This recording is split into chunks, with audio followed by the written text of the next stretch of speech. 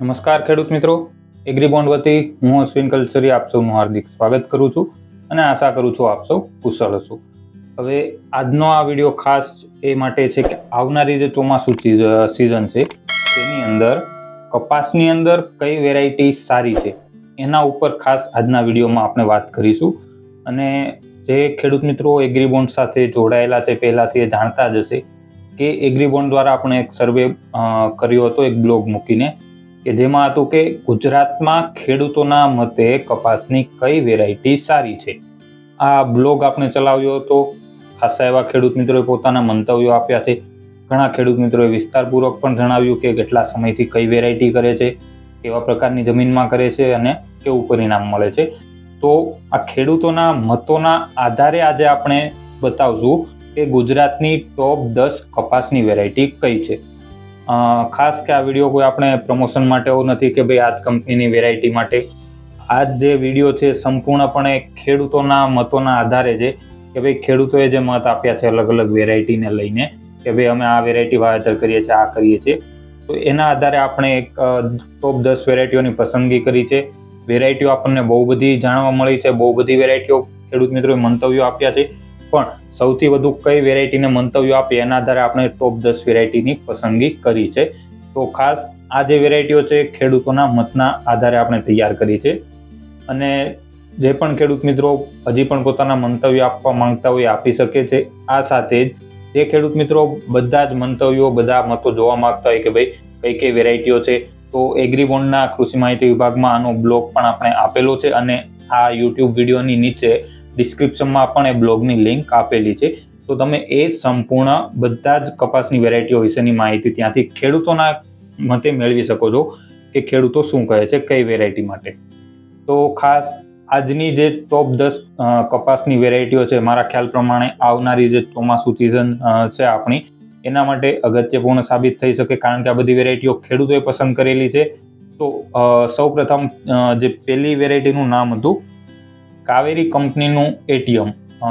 મોટા ભાગે મારા ખ્યાલ પ્રમાણે ગુજરાતના બધા જ ખેડૂત મિત્રો આ વેરાયટીથી વાકેફ હશે કે ભાઈ એટીએમ વેરાયટી કેવી છે, એના ગુણધર્મો શું છે, ઉત્પાદનમાં કેવું છે, પિયતમાં કેવું પરિણામ આપે છે, રોગ જીવાત સામે કેવી પ્રતિકારક શક્તિ ધરાવે છે. આ વેરાયટી ગુજરાતના ખેડૂતોના મોઢા પર જરૂર હશે, કારણ કે બધાને આ વેરાયટીનું ખ્યાલ હશે જ. અને સૌથી વધુ કહેવાય કે ખેડૂત મિત્રો આ વેરાયટીને પસંદ વધારે કરી છે. ત્યારબાદ જે એક વેરાયટી આવી હતી એ હતી અજીત 155. એટીએમ પછી જે અજીત 155 વધારે મતમાં જોઈએ આપણે, તો એ વેરાયટી પણ એટીએમ જેવી જ છે, પણ એના પર પણ ખેડૂત મિત્રોએ સારા પ્રતિભાવો આપ્યા છે કે ભાઈ એમના માટે વેરાયટી કેમ આટલી ઉપયોગી છે. ત્યારબાદ ત્રીજી જે વેરાયટી છે એ છે રાશિ 659. આ વેરાયટી પણ મધ્યમ ગાળાની છે. તમે જોઈ લો, એટીએમ લઈ લો, અજીત 155 લઈ લો, રાશિ 659 બધી મધ્યમ ગાળાની 150 થી 170 દિવસ વાળી વેરાયટીઓ છે અને ખેડૂતોમાં ખૂબ લોકપ્રિય પોપ્યુલર વેરાયટીઓ આ છે. ત્યારબાદ સૌરાષ્ટ્ર વિસ્તારમાંથી ઘણા બધા ખેડૂત મિત્રોનો એક પ્રતિભાવ હતો પ્રભાતની નવાબ કરીને, કે જે સૌરાષ્ટ્રમાં ખાસ ચાલી રહી છે. ખેડૂતોની પસંદગી પણ એ માટે બહુ સારી છે. અને ત્યારબાદ એક વાત કરીએ કે જે છેલ્લા 2-3 વર્ષથી સૌરાષ્ટ્ર વિસ્તારમાં અને ખેડૂત મિત્રોમાં લોકપ્રિય બની એવી વેરાયટી રાજી 555. આ વેરાયટીને પણ ઘણી પસંદ કરવામાં આવી રહી છે ખેડૂત મિત્રો દ્વારા. રાજી 555ને એ પણ મધ્યમ ગાળાની, સારું એવું ઉત્પાદન આપતી, જીંડવાના મોટા સાઇઝ, વજનના કારણે વધારે ફેમસ છે આપણા ગુજરાતમાં. ત્યારબાદ જે વેરાયટી છે ને ટૂંકા ગાળાની વેરાયટી છે, જે ખેડૂત મિત્રોને દિવાળી પછી કપાસ કાઢી નાખવો છે, શિયાળુ પાક માટે તૈયારી કરવી છે, એ માટે ખાસ પોપ્યુલર વેરાયટી કહી શકીએ જેને ખેડૂત મિત્રોએ બહુ પસંદ કરી. તો એ છે ક્રિસ્ટલ 7576, જે પહેલાં આપણે બાયર 7576 તરીકે આવતી હતી, જે છેલ્લા 2-3 વર્ષથી નામ ચેન્જ થઈ અને ક્રિસ્ટલ 7576 થયું છે અને ફેમસ છે ખેડૂત મિત્રોની અંદર 7576ના નામે જ.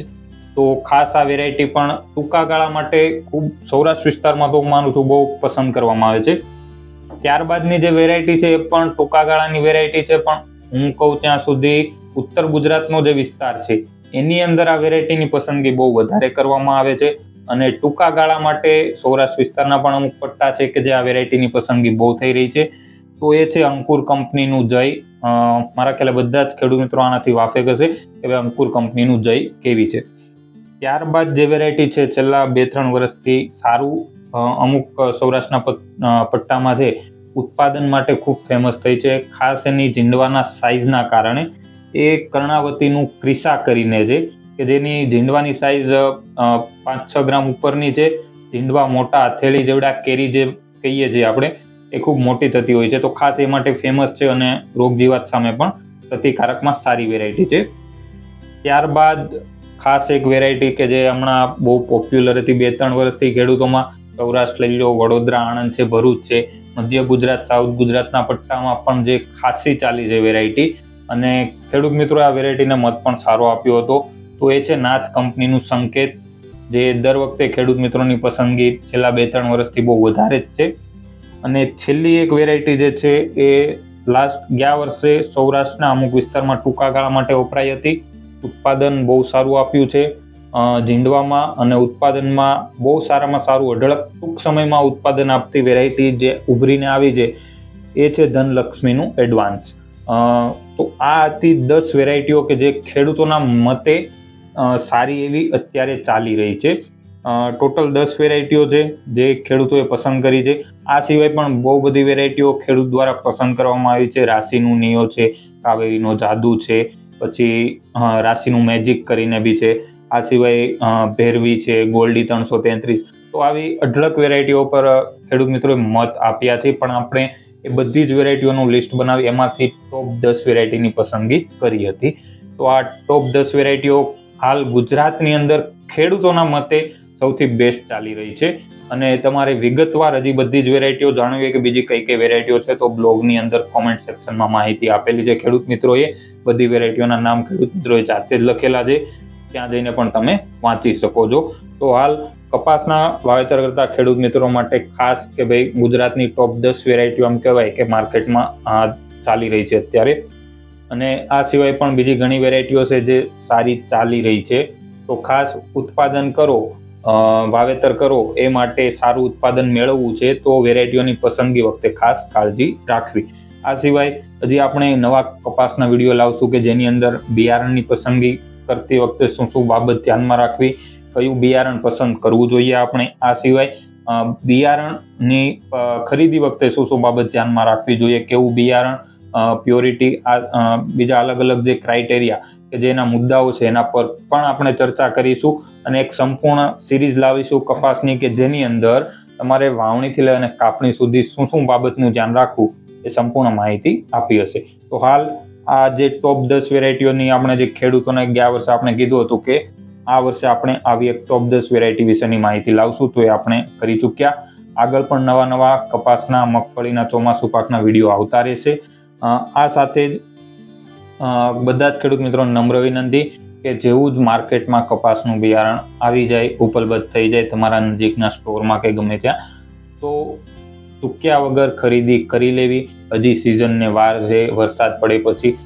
એવી રાહમાં જો તમે લંબાવશો તો એવું બની શકે કે તમારે જે વેરાયટી જોતી છે એ સમયે તમને ના મળી શકે, અને પરિણામ સ્વરૂપ તમારે પછી બીજી કોઈ વેરાયટી મન મારીને પણ વાવેતર તો કરવી જ પડશે. તો એટલા માટે ખેડૂત મિત્રોને ખાસ કે જેવું કપાસનું બિયારણ માર્કેટમાં ઉપલબ્ધ થઈ જાય તરત જ ખાસ બને ત્યાં સુધીમાં ખરીદી કરી લેવી, જેથી સમયસર તમને સારું બિયારણ, તમારી મનપસંદગીનું બિયારણ મળી જાય. તો હાલ આજ પૂરતું આટલું જ. ફરીથી મળશું એક નવા વિડીયોમાં, અને તમે પણ જણાવી શકો આપણને કે બીજા કયા વિષય ઉપર આપણે વિડીયો બનાવવા જોઈએ, કોઈ વેરાયટી પર સ્પેસિફિક વિડીયો, મધ્યમ ગાળાની, ટૂંકા ગાળાની, લાંબા ગાળાની કોઈ વેરાયટી પર. તો આજના કોમેન્ટ સેક્શનમાં તમે બધી જ વિગતો આપી શકો છો કે ભાઈ તમારે આગળ કયા વિષય ઉપર વિડીયો જોતો છે. ધન્યવાદ.